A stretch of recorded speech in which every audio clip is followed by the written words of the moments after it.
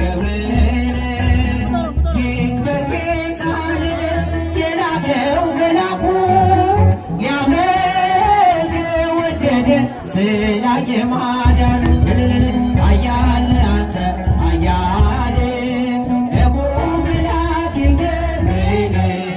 ኃያል አንተ ኃያል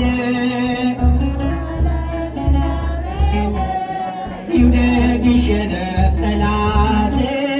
አንተ ተራዳኝ በእውነት ይውደቅ ይሸነፍ ጠላት